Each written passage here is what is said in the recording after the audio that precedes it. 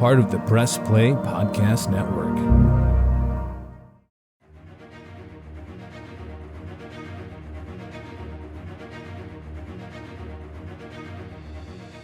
Welcome back, everybody, to Podcast 616, the official podcast of Earth 616. I am your host, Damon Royster, and today we are concluding our coverage on Captain America with Captain America Civil War, a.k.a. why didn't they just call it Avengers 3? Joining me today are two fabulous guests. It took me a long time to lock these two in. Our first guest is a known comedian and improviser here in Los Angeles, California. It is Cam Herdt. Thanks Cam, so how are you much doing? I'm good. I'm good this morning. Recovering from a little house party last night for Halloween, but I'm good this morning. Yes. A happy Halloween to all of you. I think that's when this episode is dropping. And just so everyone knows, I was invited to the party, but I chose not to go.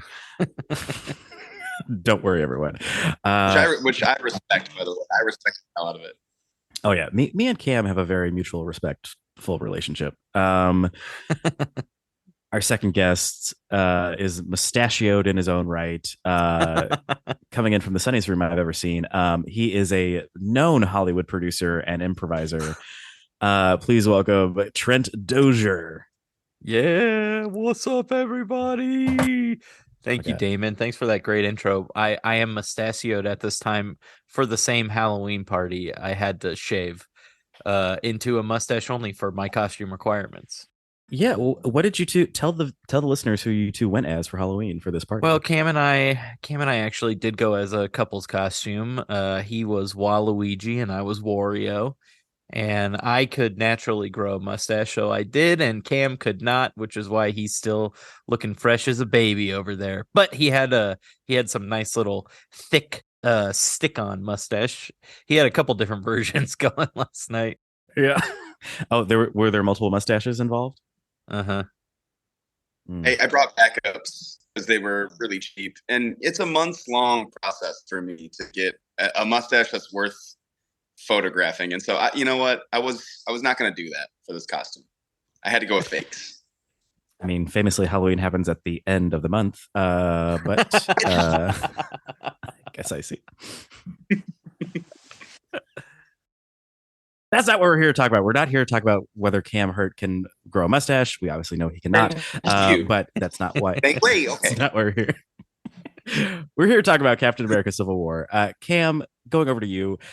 What is it about this movie? I feel like when I pitched it to you guys, you seemed excited, or Trent seemed excited. But for you, Cam, what does Civil War mean to you? I love that. What does Civil War mean to you? The movie is so epic, and it should have been Avengers 3. Like the fight scenes in the movie from the jump are so epic, and so it's a fun one to watch. It's not like I've seen all the Marvel movies, and sometimes you go back and you're like, I'm not so excited to go back and watch, I don't know, maybe Ant-Man? I don't know. This movie is very like epic and exciting. Ant-Man's good. You guys are crazy. Ant-Man's bad movie to use for the example, but I do agree. I agree with the overall point, but not with the exact I knew point. you were going to easy, fellas. Trent Dozier, known Ant-Man fan. How did you take in Captain America Civil War? Well, once they got to Germany and they opened up the door and Ant-Man was there, I was all in. But before then, I was like, where's Paul Rudd? Not enough Ant-Man in this movie. No, Cam hit the nail on the head with the action.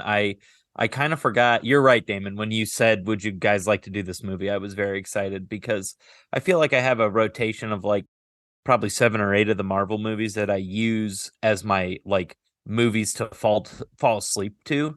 So I've like subconsciously taken it, and this movie is in my rotation.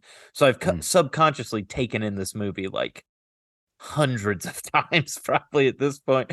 And I haven't like been awake long enough in a while.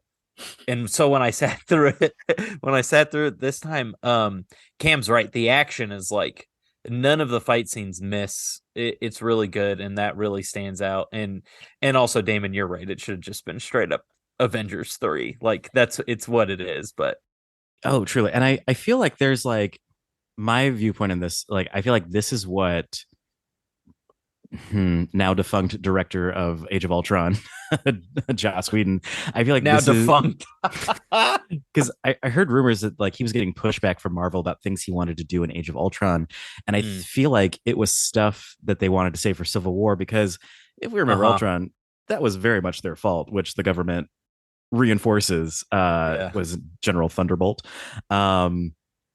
And it's just like this is the fight that should have happened in Age of Ultron, but instead it was like, yay, we're killing these robots that we unleashed onto the world. So this is where the planet Earth is like, no, Avengers, step back. Yeah. It's too much. But okay. And also starting the movie, I think I get why this is your fall asleep to movie, Trent, because it starts very dreamlike with this like, waking up the Winter Soldier and like he's on the motorcycle to kill we don't know who, but we'll find out soon. Cam, talk to me about your feelings about Bucky Barnes, Winter Soldier. We like him, or kind of an annoyance that we have to deal with? Oh man, a little bit of both. I really want to like it, and he's a kid, and it's a relationship between him and Captain America that you want to always work out, and you want to see him like just become a hero. You want those two guys to you want it to work out. You want him to become a hero, but he is just kind of a thing you have to deal with the whole movie. Kind of their whole relationship. He has to deal with. It's like I don't know. Terrifying. Your best friend is also a raging killing machine. We can all relate to that. So we get to see that's how I really relate to Captain America. I really try to get Trent to not kill people. It's really difficult because we love Trent. He's good. He is. We know, and no one says that enough, Cam. We appreciate all that you do trying to keep Trent in line. So thank you, Cam. Jeez. Just let me kill. I don't understand what the big deal is. See, to have a mustache right and to have a mustache and be saying that, it's off-putting. It's like, I believe you.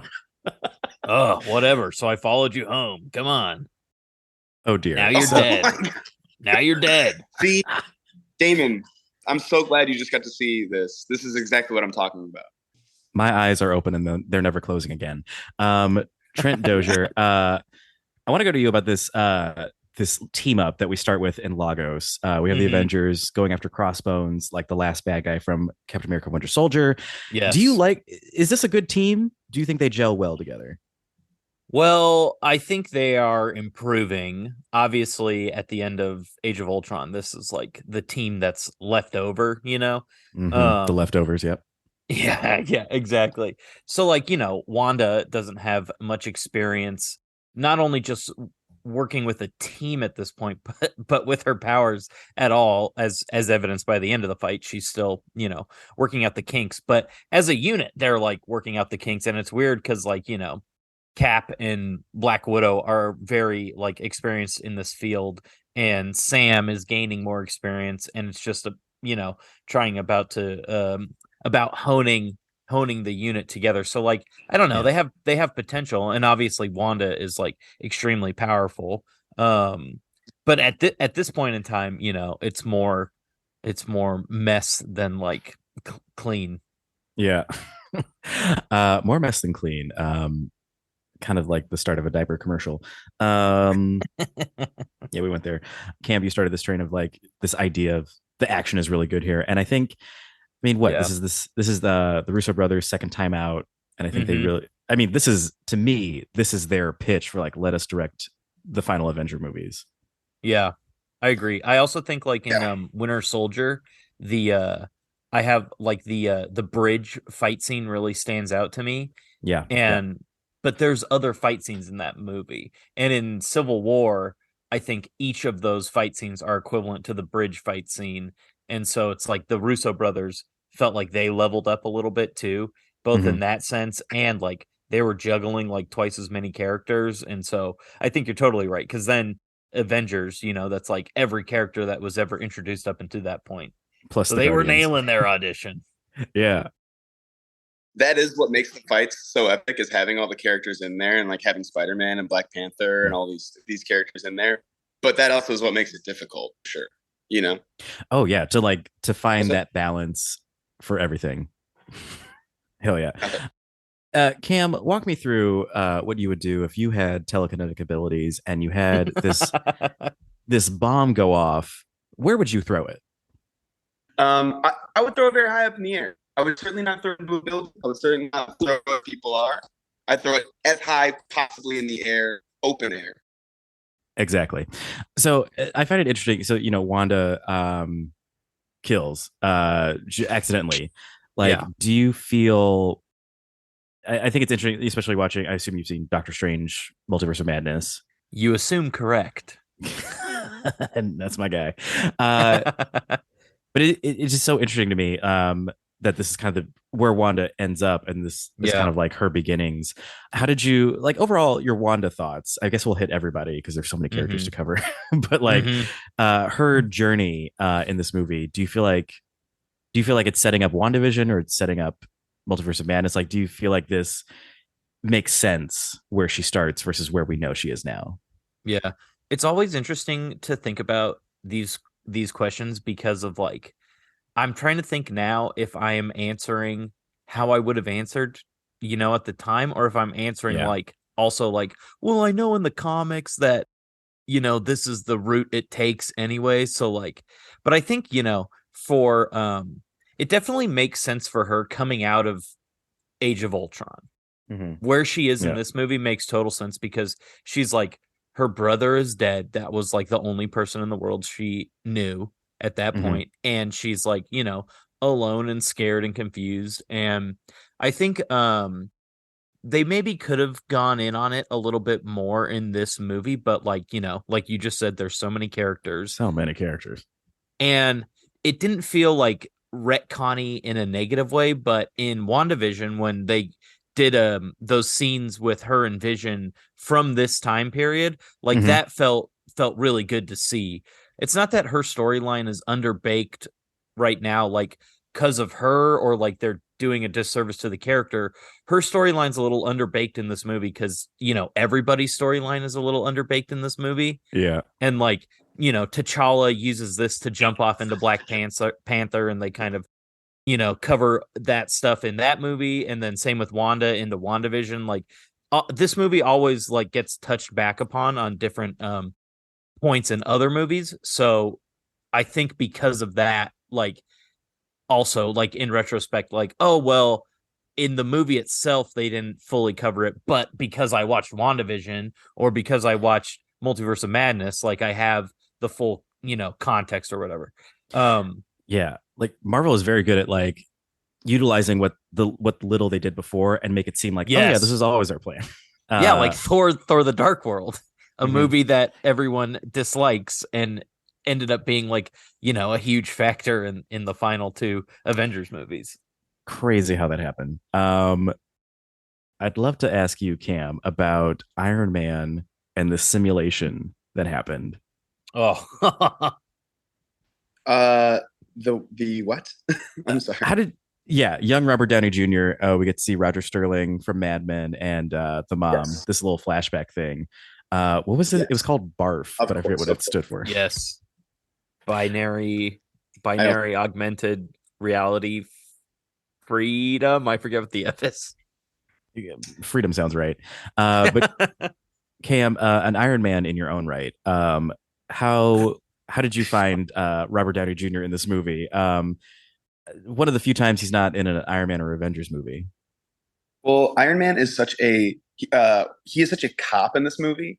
He's such a like wrangling people this whole time, and Captain America is like out on his own. He's gonna prove this like our own thing, which is so like it's clearly so much easier to have oversight. It's clearly so much, and he's just pushing that, and you get this big monologue out of him. But as far as like going back into the simulation, I am really interested to know more about his dad and to see more of his dad in the universe because he's referred to so often. And I also just like an early 50s like tech billionaire genius is like an interesting time period, and like it's an interesting guy to follow.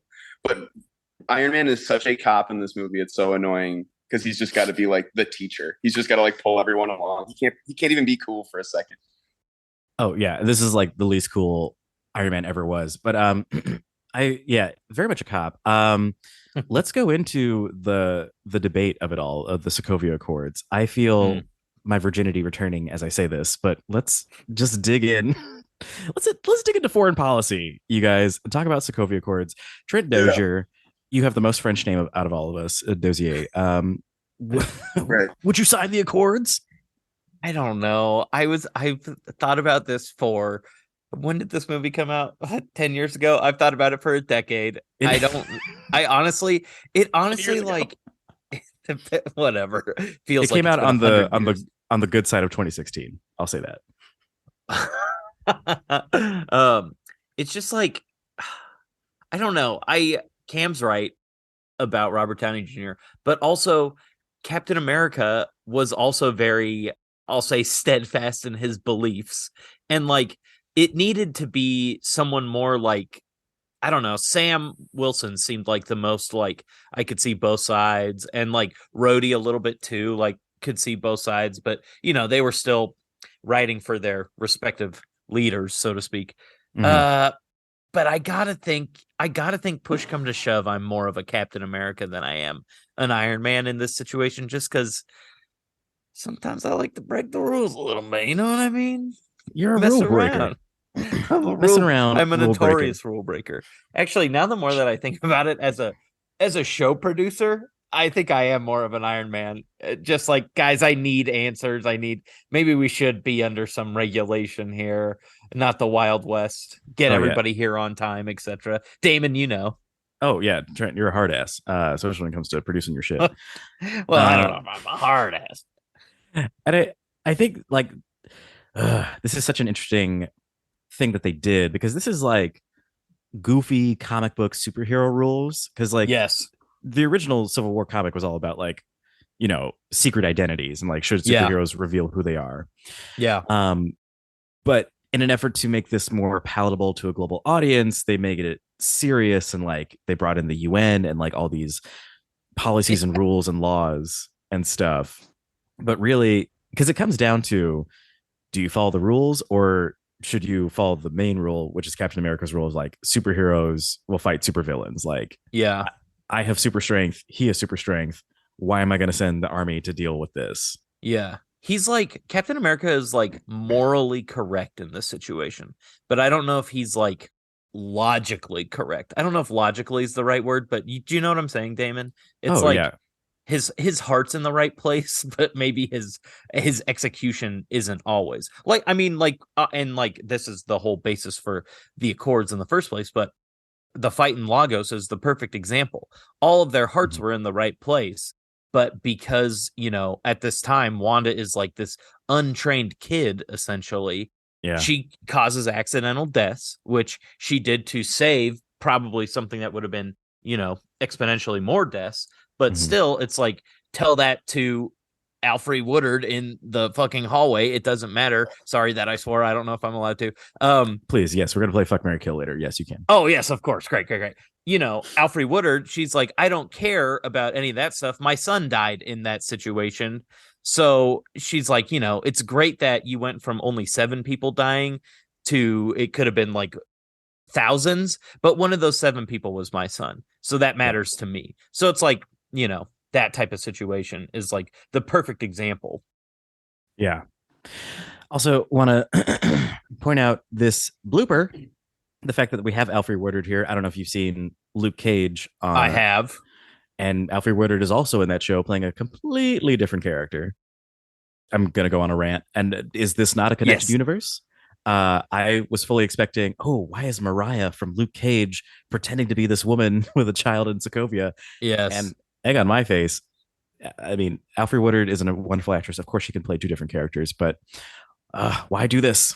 Yeah. Well, to your point, this was like 2016 was like the height of the Netflix Marvel shows, which of course Luke Cage was one of.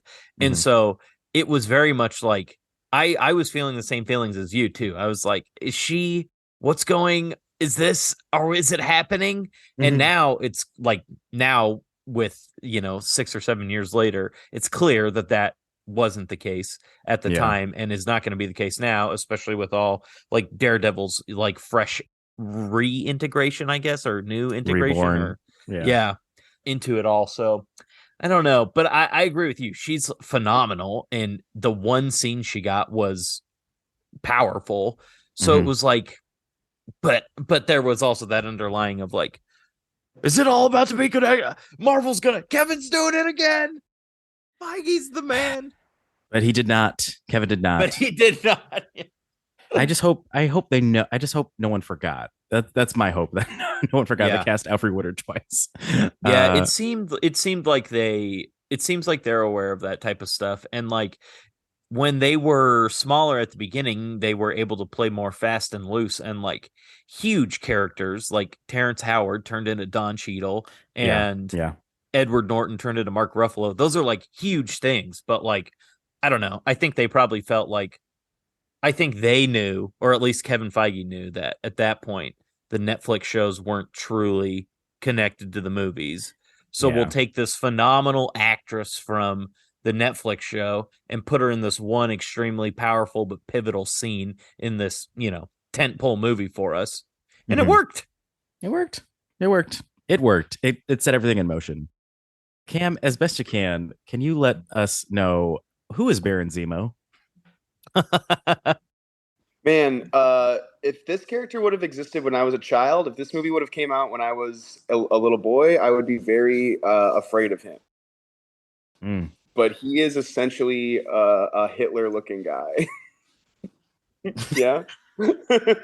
There's no way around it. Yes.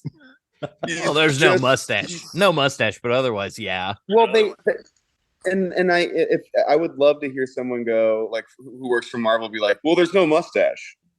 It's a Hitler-looking guy. I mean, he could say he's from Sokovia all he wants. He's German. Listen, my last name is very German. I know a German when I see one. Okay. That is a skill that all Germans have. Beautiful. Well, we're gonna do what Germans do best and take a break. So we're gonna be. Is that what they do best? I mean, have you heard much from Germany in a while? Point taken. They're on a break. We're on a break. And when we come back, we're going to talk about all the rest of the characters in this insane movie. So please enjoy these messages, and Podcast 616 will be right back.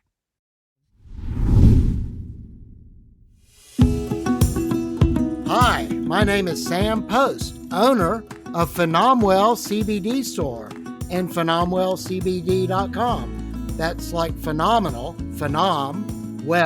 CBD.com. Tune in where we talk with experts about how the amazing hemp plant can make a difference for people's health and well-being from the Press Play Podcast Network.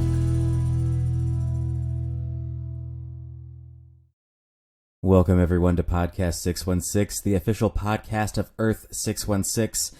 I am your host, Damon Royster, and I am inviting you to listen and subscribe to this Marvel Cinematic Universe podcast. On Podcast 616, we gather some of today's greatest comedians, writers, and actors to dive deep into all things Marvel, like comic book history and lore, all the interconnected superhero storylines, and of course, who's hot and who's not in the MCU. Honestly, why aren't you listening right now? You have the power to listen to Podcast 616. And as we always say, with great power comes even greater responsibility. Listen and subscribe to Podcast 616 wherever you get your podcasts.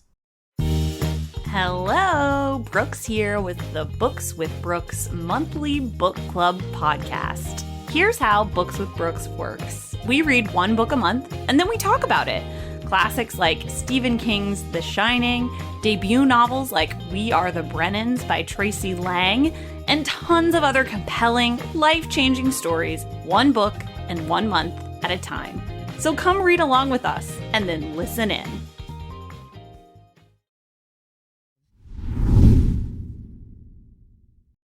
And we're back.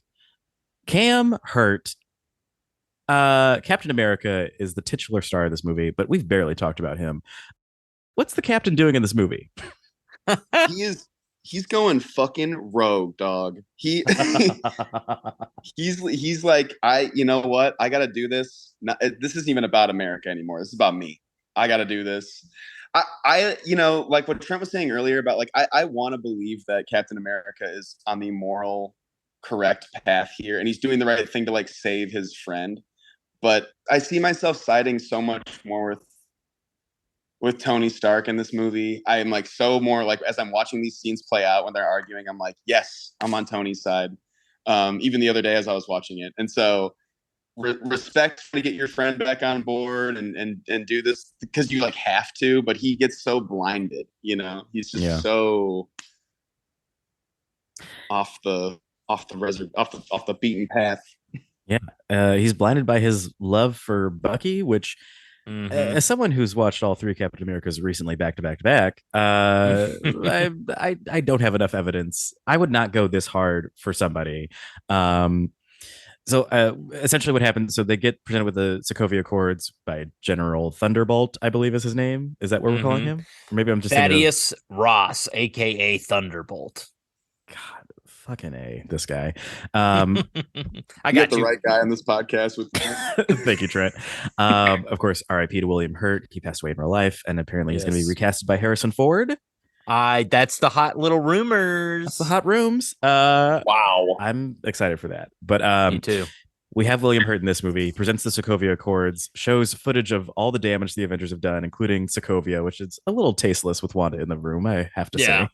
Oh, do you see your home being destroyed, Scarlet Witch? So the group is split, and on the day they go to sign the Accords, wouldn't you know it, King T'Chaka from Wakanda gets blown the fuck up. And respect to my king. And I was gonna say, damn, it gets real on this podcast, Cam. James Bucky Barnes is accused and is framed for it. And Cap's like, I gotta protect Bucky. Trent, if Cam, this is perfect. If Cam Herdt was accused of blowing up, throw him in jail. Sorry, finish the thought. Right. If Cam, I was gonna say, please just let it finish. Yeah. If your public best friend, your best friend to the public, you would throw him in jail. You wouldn't defend him. Well, I would defend him. Okay, here's where I think Cap really beefed it in this whole movie. Basically, is like he's fighting for Bucky's freedom, whereas everyone who's trying to arrest him is not necessarily saying like, let's not make this guy free. If he's captured, then we can deprogram him. And that's essentially what I would want to happen to Cam. If he blew up a building, I would want him to be arrested so he could think about what he's done. But I wouldn't want them to kill him, because I still have all these good memories. Trent has a lot of faith in the U.S. prison system, and so he wants to he would like for me to go to jail. Okay, so that's where Captain America is right, because the other side of that coin is obviously like, in theory, in practice, jail should be this place where Bucky can be rehabilitated, or in real life where anybody can be rehabilitated. But it's like both in this movie and in real life, it's so fucked. And that is not what's going to happen at all. And so if I was Captain America too, it also makes sense. Like if I'm me, I'm like, man, Cam's got to go to jail and that sucks. But if I'm super powered, I'm like, I'm keeping my buddy out of jail. That's almost worse, maybe. Yeah, it is. I mean, this is why it's a complex movie. Because so complex because it is this thing like, but that is such a good point. Like, why doesn't Captain America just let people capture the Winter Soldier? Because he's not great. Yeah. It's not like, oh, he's just living his life. Like, capture him and then deprogram him, which eventually happens anyway. But it's like, I don't think we needed to do battle with each other, but again, when we do, it looks great. Captain America's whole like I got it, let me do this. Yeah, it's like that's what's annoying to me. I do forget that he is a superhero, and he's like, "Listen, I'm a superhero. I really do got it most of the time." But it's just like, yeah, let your buddy get some help. You don't got to do this. You don't got to do this, Cap. Yeah, you ain't got to do it, but it does lead to an amazing fight where we get introduced to Black Panther. Mhm. Oh God, a gorgeous shot. Something tells me I'll be talking about Black Panther next week. Interesting. Maybe that's why we're doing this. Could be. Trent Dozier, Black Panther. What did you feel? This is such an. I feel like this is one of the first times a superhero is introduced not in their own movie, because usually it's. So how did you feel about this introduction of King or Prince T'Challa as of now? I thought it was very good. I thought it really established like who he was as a person immediately, where he's someone who cares so deeply for not just his people but his family, and like based on the position that he's in Wakanda, like, you know, his father is leading this whole nation. So he, you know, he's gonna revenge probably isn't the best look, which obviously he comes to that conclusion at the end, but he's gonna fight for what's right. He's honestly very similar, like morally, to Captain America, where he's like, this is what is right and true. Yeah.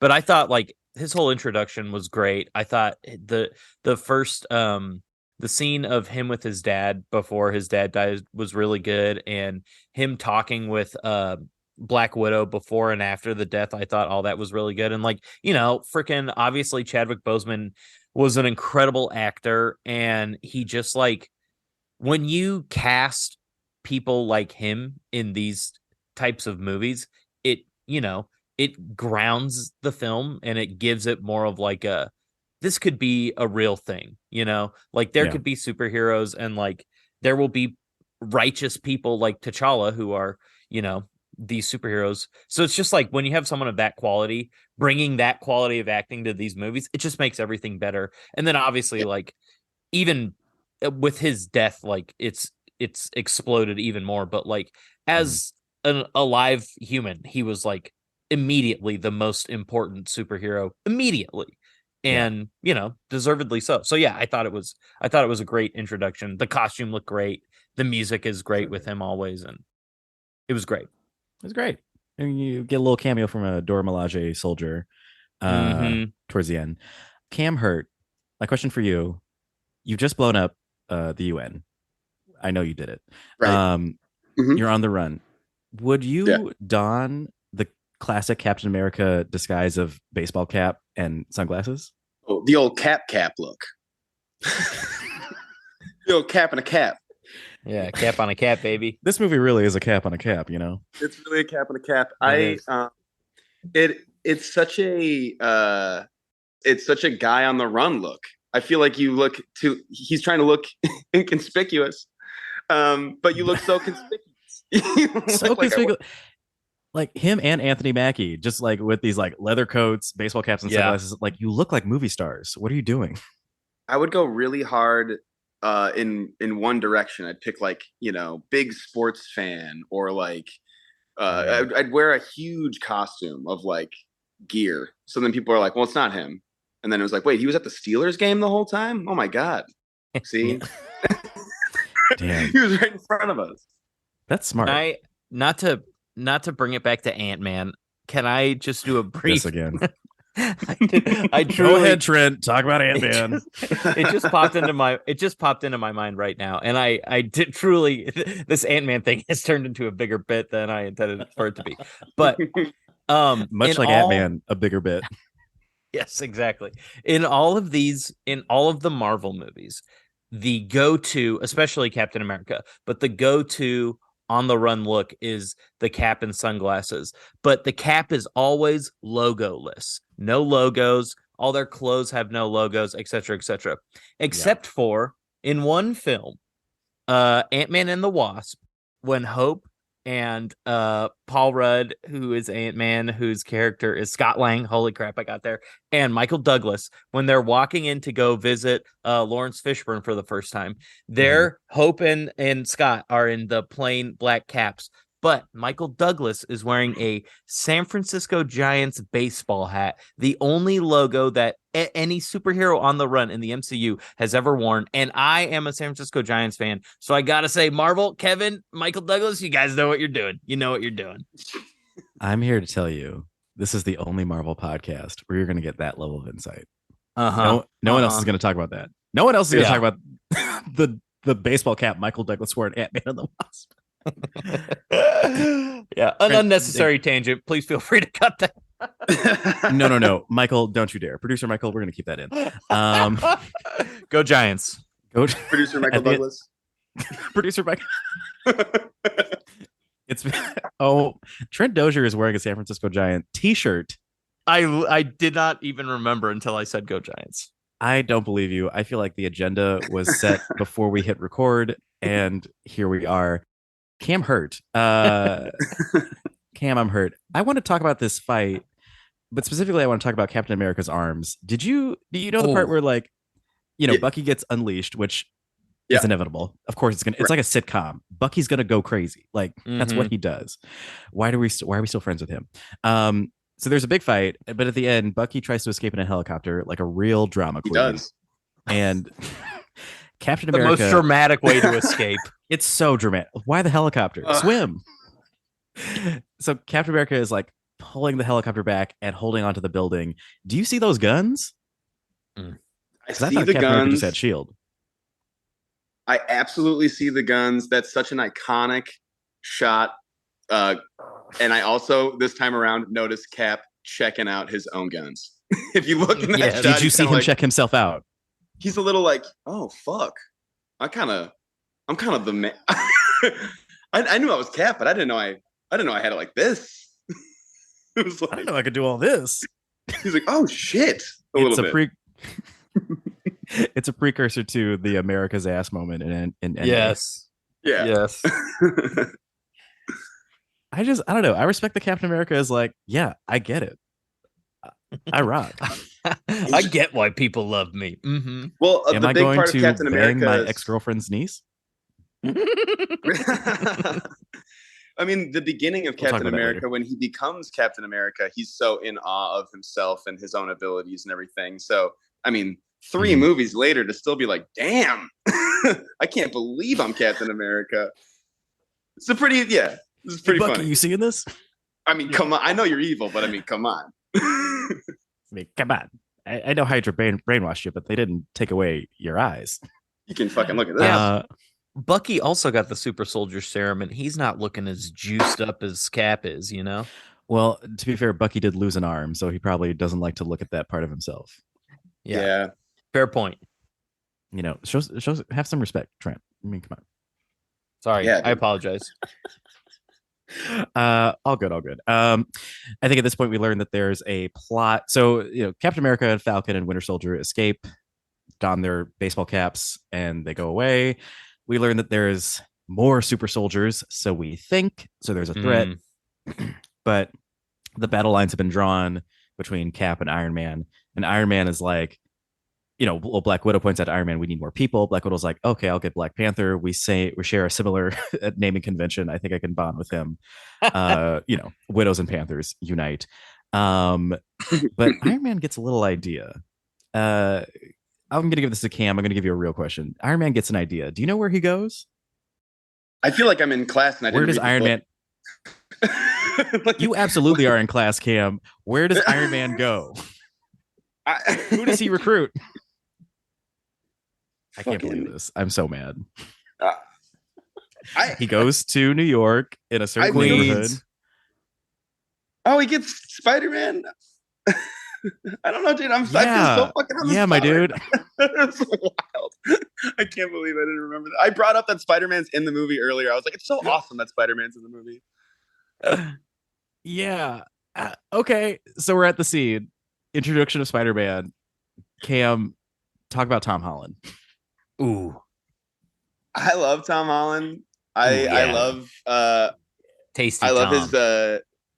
his sensibilities in this movie. I think that they are very early, like even in that first fight scene where when he comes in and he takes Cap's shield from him, it's just like and he does the little like, oh hi guys, oh hey, what's up, how's it going? Like he's just getting introduced to everybody. That's such a early his character thing, and he becomes. I don't know. I like how unsure of himself he is in the beginning of his time with the Avengers and such. Yeah, truly. It's like a side of Spider-Man we've never really seen because if you fans of the podcast know, I covered all the Tobey Maguire Spider-Man movies. Oh God, you've heard it. Get over it. But like they skipped over those high school years after he got bit by the spider and kind of cut to the college age. So it's really cool to see like young Peter Parker. And honestly, I'm gonna say it, my favorite Aunt May of all the Aunt Mays I've seen. What's that? I said yeah. We get Aunt May, and I love some Iron Man and Aunt May flirting going on. Iron Man recruits Peter Parker to join his side of things. Hawkeye shows up. I'm gonna yada yada Hawkeye. Why did he think he could do that? What? Oh, we got to get Wanda away from Vision. Let's send Hawkeye. That's the dumbest idea ever. Yeah, but it worked. He did do it. He got her away. Did he? I vaguely remember Wanda saying one of my favorite lines from this movie: "I can't control their fear, only my own," and destroying and sending Vision into the bowels of the earth, with Hawkeye licking his wounds because Hawkeye can't handle Vision. Yeah, but Hawkeye gave her the speech from Ultron, or no? Well, yeah, from Ultron. But before, when they were on the run, he was like, come on, Wanda, I'm here. I'll save you. Let's go. Get out of here or whatever. That gave her the courage and the distraction to blast Vision to the Earth's core. And that's where he went. Mm-hmm. Love that scene. I'm okay with Hawkeye. Love his show. Great. We'll rewatch for Christmas. His show was good. I did like it as well. I want to hold space. I'm cool to not talk about Sharon Carter here, but like if any of you want to talk about this kiss between Captain America's ex-girlfriend's niece, if any of you are big House of Dragon uncle niece relationship things, here's the space for it. I'm gonna be quiet. If you want to talk about this kiss, you can talk about it now. I'm so good on that. Yeah, it felt so forced. And also, if you can believe it, I actually really don't love the House or Game of Thrones niece uncle stuff. I really don't. If you can believe it. One of my least favorite parts, actually, is all. I think you're both lying. I don't even watch it. I stopped watching after Game of Thrones because of all the brother sister stuff. A lot of brother sister stuff. Okay. Hey, and Damon, you can press me on whether I like brother sister stuff or not. I'm so confident. I'm so confident that I don't. I'm so that positive. I don't. That's such a weird way to phrase that, my friend. What's up? I will say though, the best part of that scene is Sam and Bucky in the car and their reaction to the kiss. Yes. And like this movie is the start of their budding friendship / rivalry, which of course bleeds through all the movies and then into their show Falcon and the Winter Soldier, where it was like, I thought their relationship was great in that show, but it all starts like from this movie. And honestly, that's like, I feel like there might be something right before that, but I feel like that interaction is the first time where we see Sam and Bucky like being persnickety with each other. And it's like, that's the dynamic we're going to come to know and love. It's honestly what Cam was saying about Spider-Man and what I think I was alluding to with T'Challa earlier, but like that relationship or those two characters, they're like debuted fully formed. They're not like it feels like Wanda is very much like kind of still figuring out the character movie to movie, which does make sense for her character, but like T'Challa is dropped into this world and he does not really change at all. Like in terms of his presentation, his character like goes through evolutions or whatever. Same with Tom Holland as Spider-Man, but like they are both dropped in as like these fully fleshed out ideas and characters in this world. And it's like so cool and something Marvel does so well. And like I was talking about with Chadwick Boseman, like when you have actors of that caliber, it helps the movie and the story in that way. Truly. Would agree. All right. So get the kiss and then cue the Bulls music. And now it's time. It's time for the fight. Cam, if you can you run down? Let's give you ACAB Iron Man. Who's on the Iron Man team for this Civil War fight? We have got Sam. We have got Black Widow. We have got Wanda. We have got. No, he's incorrect already. He's incorrect. Am I? Well, you're Please right about you're right about Black Widow. The Iron Man side is Iron Man, Black Widow, War Machine, Spider-Man, Black Panther, Vision. The Cap side is Cap, Vision. Bucky, Wanda, Hawkeye, Ant-Man, and Sam. This is my Falcon symbol. Falcon, baby. Yeah, Falcon. Cam, I'm so sorry you didn't pass that quiz. Are you mad at me? No, I'm mad at me. You know. To be fair, that's the hardest question on the whole test. Truly. Yeah, we get this epic battle. Honestly, I wish the movie had ended here because that third act crushes my soul every time. But again, just want to hold space. Any highlights from this fight scene in the German airport? Spider-Man fighting specifically Falcon and Winter Soldier in the like tunnel or whatever is great, and more development of their dynamic together. And also like Cam mentioned this earlier too, but his personality throughout the whole fight is like perfect. Like this is clearly a freshman in high school who wants to be, accepted or cool, or like is in an awkward situation. So he's like, I just got to keep talking. I don't know what to do. Blah, blah, blah. It was so interesting how I thought everyone's personality was like highlighted really well in the fight and in their fighting style, and like just the way they communicate with everybody. And then also the last thing I'll say, one of my favorite little Easter eggs is in the fight, Hawkeye says when he's confronting T'Challa, he says, hey, we haven't met yet. I'm Clint. And T'Challa says, I don't care. Which is like, he shouldn't care. And he does, and he doesn't. And then in Avengers in Endgame, when Clint has the gauntlet and he just got basically wiped out, T'Challa jumps in and he says, Clint, throw me the gauntlet. He knows his name now. And I'm like, that's such a beautiful little piece of there's a bunch of stuff like that movie to movie that I think is like really fun and cool callbacks. But that was the biggest thing for me. And then Ant-Man going big was like, when that happened in the movie theater, everyone was like, yeah. As number one Ant-Man fan, I mean, I'm sure that was huge for you. I yelled, "Go Giants!"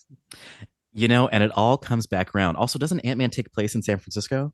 It does, which is why Michael Douglas had the Giants hat on in the first place. Wow, here we are. He was a giant from San Francisco. Wow. Cam, any highlights for you from this airport battle?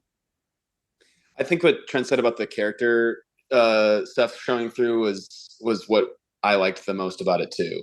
I mean, especially Spider-Man the most so in that case, like as he's like literally killing it. Like he's like a huge linchpin in this fight for them, and he's also the whole time kind of like, this is so sweet. This is so awesome. And like he and a little like, oops, I'm sorry. That's easily my favorite part. And with having Black Panther and Spider-Man involved, those were two characters that were like, I mean, clearly, if you're listening to this podcast, Trent is so clearly the bigger Marvel fan, and I am a fan of Marvel through my friendship with Trent. And I was so excited about those two characters.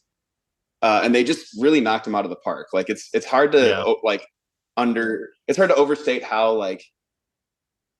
how much those two characters specifically, like in a fight scene, in the acting, like Trent was mentioning before, like they really just delivered, and there was so much hype, and that's not easy to do. Like, Right. And so like the character stuff during the fight was my favorite. Truly. My highlight for me is going to be the underwhelmingness of Black Widow pew-pewing Black Panther when she betrays and she sends just the tiniest electric bolts at him. I don't know. It always makes me laugh because they use such a wide shot. Don't you think like his vibranium suit would have negated that in some way? I mean, yes, from what I understand of vibranium, yes, that would. Okay, that good. So does we're seem all strange. on the same page. That was illogical. Okay, great. But maybe it just sustained so much damage by so many different superpowers that it just couldn't handle one more pew pew. Yeah, and also I'm thinking about him, the suit like absorbing the powers like it does in Black Panther. But Shuri gives him that suit in Black Panther, so this was a more basic one. I was just gonna say, he was due for a new suit. We know that. Yeah. And maybe this was why. Yeah. He was like, I got shocked. So could we maybe do something about that? I got shocked by the tiniest woman you've ever seen. So, okay, let's try and get through this. We're gonna yada yada yada this whole thing. Captain America, Winter Soldier, absconded in a Quinjet. The rest of Captain America's team gets arrested and sent to the raft. The raft where they keep supervillains. It gets a shout out in Jessica Jones season 2. So it's real. But apparently Alfred Woodard isn't. I'm letting it go. I'm over it. I'm over it. Sometimes things connect, sometimes they don't. Things are real. People are not. Iron Man goes to the raft to get information from Falcon, and also a beautiful burn against Ant-Man. So sorry, Trent. Paul Rudd says hated this scene, hated it. Iron Man looks at Ant-Man and goes, "Who are you?" and doesn't even stay for an answer. Ridiculous. I have to say, a real Damon Royster move, honestly. That's how I treat every improviser. A classic Damon. A page right out of Damon's book. I mean, I was proud. As a proud Iron Man fan, I'm proud of that. Anytime Damon comes around a theater, anytime Damon comes around a theater, I'm always like, Hank Pym always said you could never trust a Royster. And then I just go, Giants suck. Just kidding. I wouldn't know where to begin with a sports insult, so I would never say that. Okay, so we get the information from Sam says to Tony, like, the super soldier thing is a major threat. Tony lies to Thunderbolt Ross, goes after Captain and Winter Soldier himself. We're at this Siberian laboratory. Looks like any video game I've ever played. And Zemo's there, plays the video for Cap, Bucky, and Iron Man to reveal that the death we saw at the beginning of the movie, I think this is brilliant writing, brilliant storytelling. It was actually Bucky killing Howard Stark and Tony's mom, Mrs. Stark. The actress is Hope Davis. She's great. Maria Stark. Maria Hill? Maria Stark. Interesting. And yeah, that's like the point of no return for Iron Man. And he's like, I will fucking kill the Winter Soldier. And we get this 2-on-1 fight. Cam Herdt, it's in your name. Did you hurt watching this painful scene? This end of a friendship? Yes, I did. Let's work through it. It's difficult to watch it, guys. It's hard. I'm big on best buddy stuff, and that can get me, And so, yeah, you feel like the whole time, and then we learn, even more. And so, yeah, you just feel bad. It just hurts. Like you said, I wish the movie ended after the epic fight scene. Yeah, that would be a Dozier ending, I think, instead of this Herdt ending. Trent, we're trying with the transitions. Trent, any thoughts about this end of a friendship between Cap and Iron Man? Yeah, it is tough to watch. I'm sure if I was Iron Man, I would react the way he reacted as well, because, you know, he had a horrible, I mean, he even says in the fight, he was like, yeah, but Cap's like, it wasn't him really, like he was brainwashed. And Iron Man just goes, yeah, but it was my mom, so gotta kill you now. And like, you know, that's mom rules. Yeah, and his dad sucked to him, or they had a bad relationship, you know, or not the one that he wanted.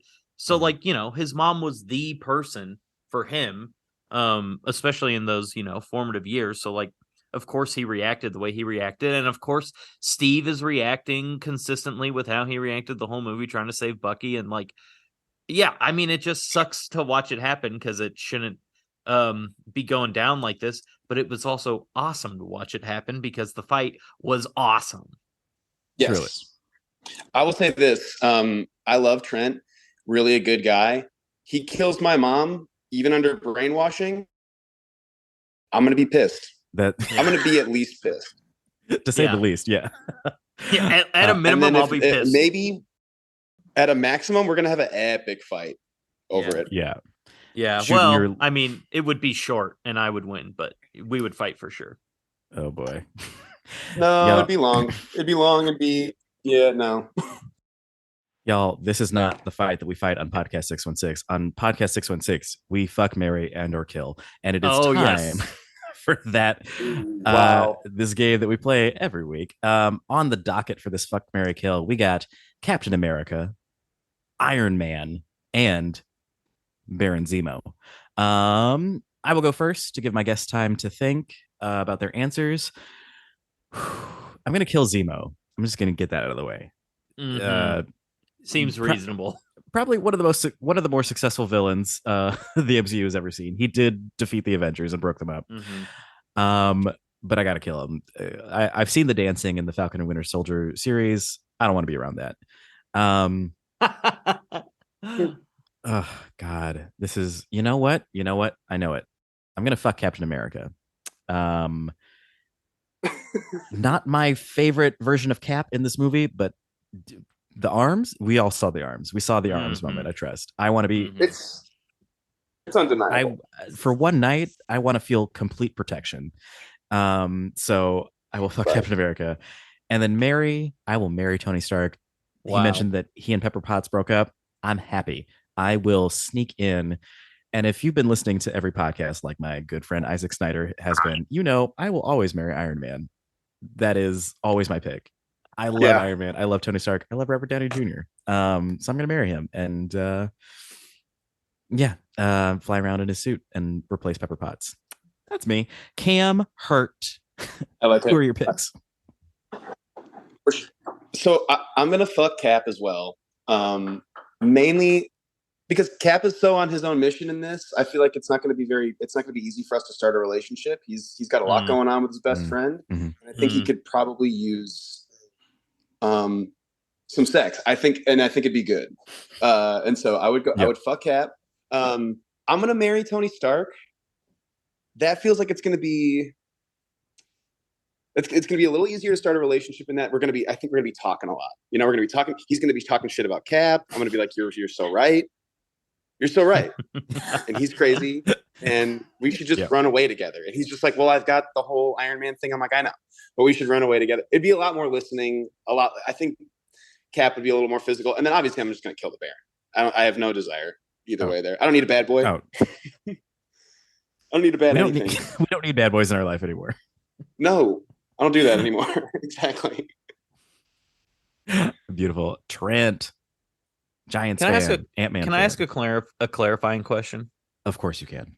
Is it fuck, marry, kill for these three characters in this movie specifically, or all the knowledge we have of their characters up to this point in time, or the third option, all the knowledge we have up to this point in time and past this point in time? I would say everything you know up until this movie. Then I gotta kill Baron Zemo. You're right. The dancing does the opposite for me of what it does for you, Damon. So if it was past this point, I would have a night with Baron, that's for sure. But since it's only up until this point, we have to kill this man. I think I want to have one night with Iron Man because it's everything up to this point. So like, while I know Cap is very focused in this particular movie, I think I would rather spend a lifetime with him than a lifetime with Iron Man, and, you know, blow it out one night like Iron Man would do often back in his younger years. Interesting. Because I'm of the belief that I can change him. But that's very, very interesting. I would change his ways. That's my philosophy. Beautiful. That is the game. Fuck, Marry, Kill. Love to play it every week. Damon, can I ask a question? Please. Okay. From the perspective of Captain America, fuck, marry, kill, Iron Man, Falcon, Winter Soldier. Oh my God. He'd kill Iron Man, fuck Falcon, and he would marry Winter Soldier. Yeah, I think I agree. Exactly. Yeah. There we go. Fascinating. No one's ever pulled one on me like that. Got him. He did indeed. Got him, folks. Cam, Herdt, what are your social media things? Where can people find you? You can find me on Instagram mostly as Mr. Cam, and spell out Mr. and spell out Cam. I am on Twitter, but that's just not as I'm not on there as much. And you know what? You can come watch our show. You can come see me live at the family reunion show. Yeah, with Trent. Yep. Oh yeah, you can. And Trent Dozier, where can we find you? I am at Trent_Dozier on Twitter and Instagram. Similarly to Cam, I don't really. It's mostly a vehicle to tell people when podcasts I'm on like this are coming out, or when Cam and I are doing a live show. But you can follow at Family Reunion Show _ on Instagram, and that'll give more information on that. Yes. But Cam and I are the last Wednesday of the month every month, except for December. Yes, except for December. That's right. Beautiful. This is Podcast 616. You can follow Podcast 616 at Podcast 616 P3 on Twitter. That P3 stands for Press Play Productions. Thank you for letting us do this show. I'm Damon Royster. You can find me on Instagram and Twitter at Dayman Royster. On Twitter, it's Dayman Royster 88. You should of course go see the Family Reunion Show, but it's part of the Chilax Comedy Collective, which is 4 shows of people who used to live in Chicago, but now we live in Los Angeles. I think when this episode drops, you should check out the Illuminati Hour this Wednesday, November 2nd at 7:00. It's gonna be great. You're gonna laugh. And then it's always great. I've been to the Illuminati Hour quite a few times myself, and I've had a good time every time. If you're listening to this, you have the capabilities, go to the show. It's a good show. Man, and that's from Cam Herdt, you know? So if you like shows, he's a critic. It's a good one. Yes. If you like shows, that's a good one. They have a good one. And this is a good one. This is a fantastic one. Producer Michael, if you want to hop on the mic real quick, what letter grade would you give this podcast episode? This was one of my favorite ones, really.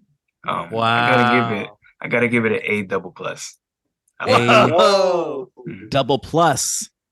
Ooh, it's like it's like a 1,000%. Thank you, Michael. Thank you, Trent. Thank you, Cam. Thank you, Captain America. I'm done with you now. We'll be moving on to Black Panther next week. But until that time, please remember that with great power comes even greater responsibility. Good night.